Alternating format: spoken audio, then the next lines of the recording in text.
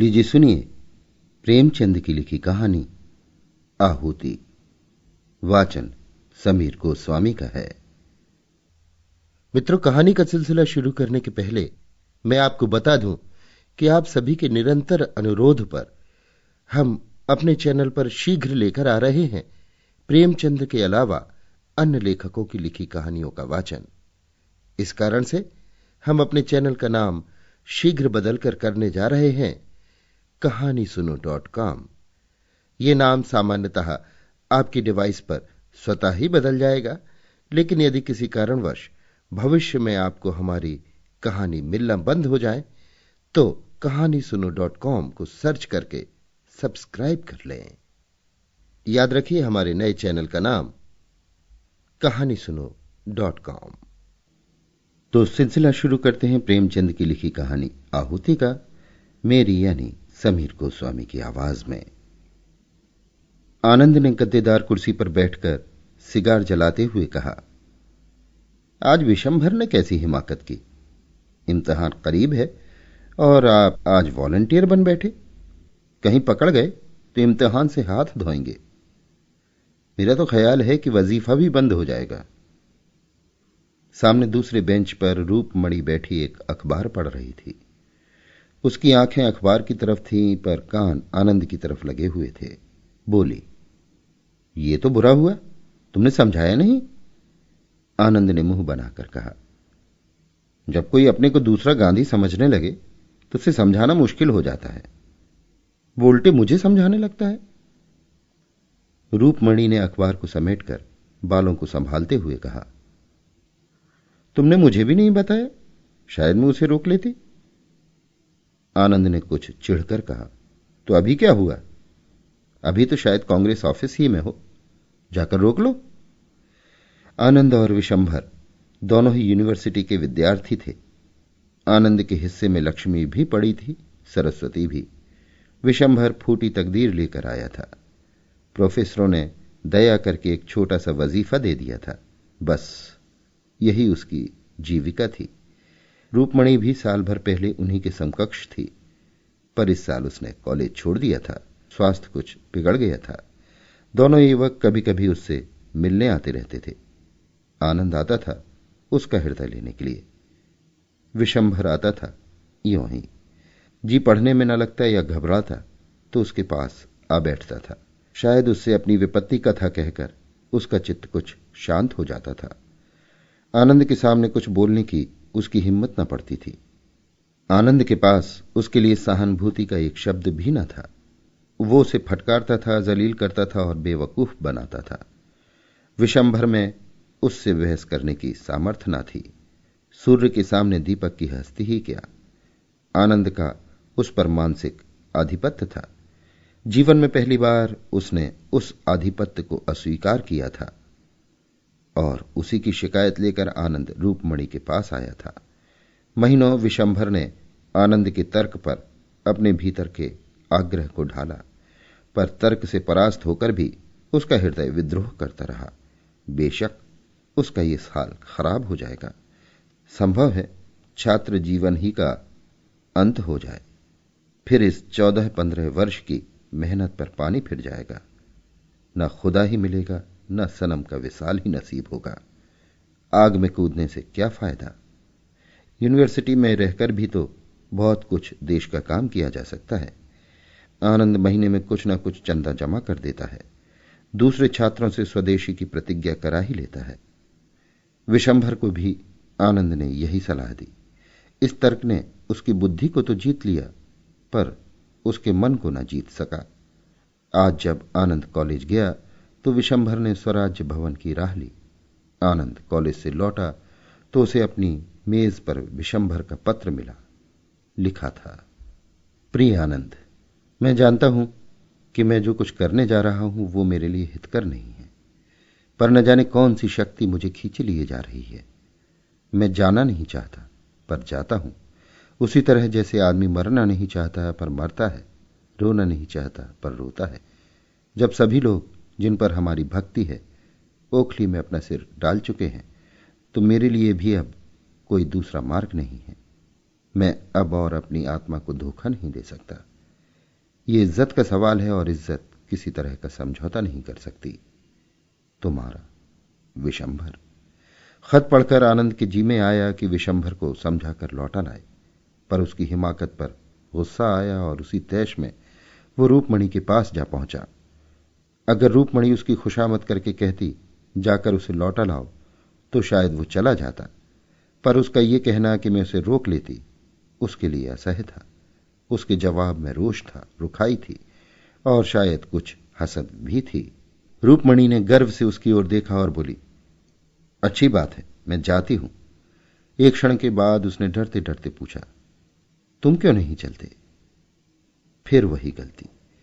अगर रूपमणि उसकी खुशामद करके कहती तो आनंद जरूर उसके साथ चला जाता, पर उसके प्रश्न में पहले ही यह भाव छिपा था कि आनंद जाना नहीं चाहता।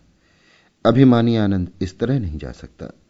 उसने उदासीन भाव से कहा, मेरा जाना व्यर्थ है, तुम्हारी बातों से ज्यादा असर होगा। मेरी मेज पर यह खत छोड़ गया था। जब वो आत्मा और कर्तव्य और आदर्श की बड़ी बड़ी बातें सोच रहा है और अपने को भी कोई ऊंचे दर्जे का आदमी समझ रहा है तो मेरा उस पर कोई असर ना होगा। उसने जेब से पत्र निकालकर रूपमणि के सामने रख दिया। इन शब्दों में जो संकेत और व्यंग था, उसने एक क्षण तक रूपमणि को उसकी तरफ देखने न दिया। आनंद के इस निर्दय प्रहार ने उसे आहत सा कर दिया था, पर एक ही क्षण में विद्रोह की एक चिंगारी सी उसके अंदर जा घुसी।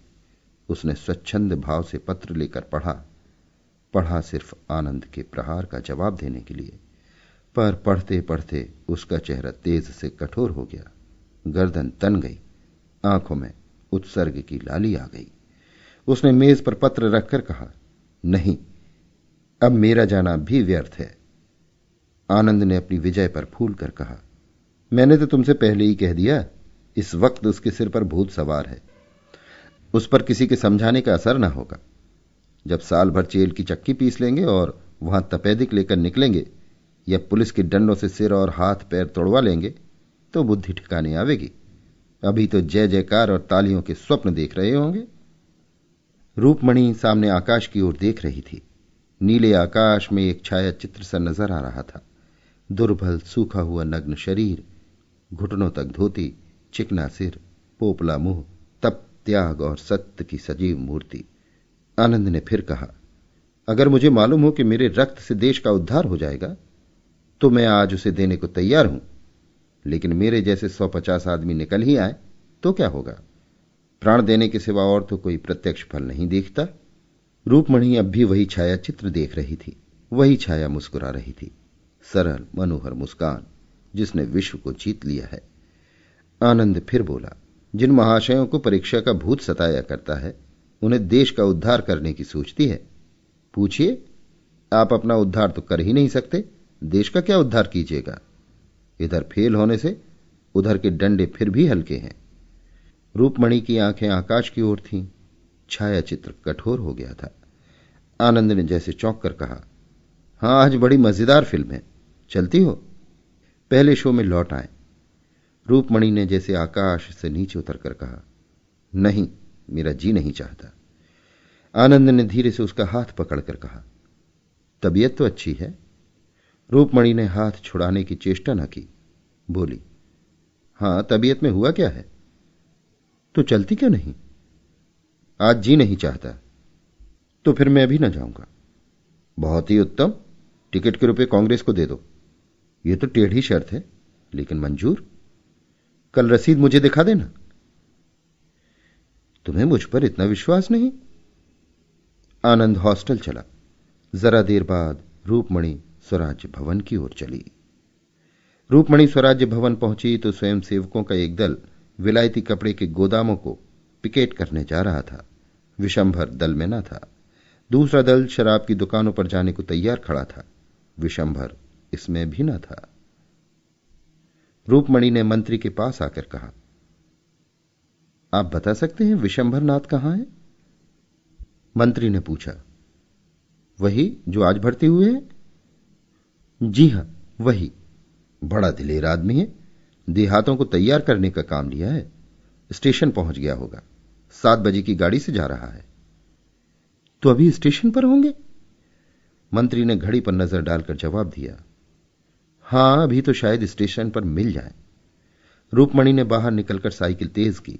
स्टेशन पर पहुंची तो देखा विशंभर प्लेटफॉर्म पर खड़ा है। रूपमणि को देखते ही लपक कर उसके पास आया और बोला, तुम यहां कैसे आई? आज आनंद से तुम्हारी मुलाकात हुई थी? रूपमणि ने उसे सिर से पांव तक देखकर कहा, यह तुमने क्या सूरत बना रखी है? क्या पांव में जूता पहनना भी देशद्रोह है? विशंभर ने डरते डरते पूछा। आनंद बाबू ने तुमसे कुछ कहा नहीं? रूपमणि ने स्वर को कठोर बनाकर कहा, जी हां, कहा। तुम्हें यह क्या सूझी? 2 साल से कम के लिए ना जाओगे? विशंभर का मुंह गिर गया। बोला, जब ये जानती हो तो क्या तुम्हारे पास मेरी हिम्मत बांधने के लिए 2 शब्द नहीं है? रूपमणि का हृदय महसूस उठा, मगर बाहरी उपेक्षा को न त्याग सकी। बोली, तुम मुझे दुश्मन समझते हो या दोस्त? विशंभर ने आंखों में आंसू भरकर कहा, तुम ऐसा प्रश्न क्यों करती हो रूपमणि? इसका जवाब मेरे मुंह से न सुनकर भी क्या तुम नहीं समझ सकते? रूपमणि, तो मैं कहती हूं तुम मत जाओ। विशंभर, यह दोस्त की सलाह नहीं है रूपमणि। मुझे विश्वास है तुम हृदय से यह नहीं कह रही हो। मेरे प्राणों का क्या मूल्य है, जरा यह सोचो। एमए होकर भी 100 रुपए की नौकरी, बहुत बढ़ा तो 300-400 तक जाऊंगा। इसके बदले यहां क्या मिलेगा जानती हो? संपूर्ण देश का स्वराज्य। इतने महान हेतु के लिए मर जाना भी उस जिंदगी से कहीं बढ़कर है। अब जाओ, गाड़ी आ रही है।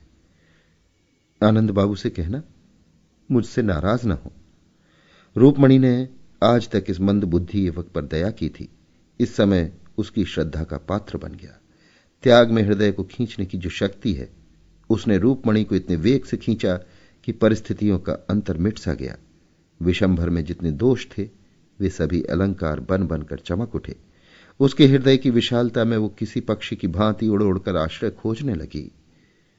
रूपमणि ने उसकी ओर आतुर नेत्रों से देखकर कहा, मुझे भी अपने साथ लेते चलो। विशंभर पर जैसे घड़ों का नशा चढ़ गया। तुमको? आनंद बाबू मुझे जिंदा ना छोड़ेंगे। मैं आनंद के हाथों बिकी नहीं हूं। आनंद तो तुम्हारे हाथों बिके हुए हैं। रूपमणि ने विद्रोह भरी आंखों से उसकी ओर देखा, पर कुछ बोली नहीं। परिस्थितियां उसे इस समय बाधाओं सी मालूम हो रही थी। वो भी विशंभर की भांति स्वच्छंद क्यों न हुई। संपन्न मां बाप की अकेली लड़की, भोग विलास में पली हुई, इस समय अपने को कैदी समझ रही थी। उसकी आत्मा उन बंधनों को तोड़ डालने के लिए जोर लगाने लगी। गाड़ी आ गई। मुसाफिर चढ़ने उतरने लगे। रूपमणि ने सजल नेत्रों से कहा, तुम मुझे नहीं ले चलोगे? विशंभर ने दृढ़ता से कहा, नहीं। क्यों? मैं इसका जवाब नहीं देना चाहता। क्या तुम समझते हो मैं इतनी विलासासक्त हूं कि मैं देहात में नहीं रह सकती? विशंभर लज्जित हो गया। यह भी एक बड़ा कारण था, पर उसने इनकार किया। नहीं, यह बात नहीं। फिर क्या बात है? क्या यह भय है पिताजी मुझे त्याग देंगे? अगर यह भय हो तो क्या वो विचार करने योग्य नहीं? मैं उनकी तृण बराबर परवाह नहीं करती। विशंभर ने देखा रूपमणि के चांद से मुख पर गर्वमय संकल्प का आभास था। वो उस संकल्प के सामने जैसे कांप उठा।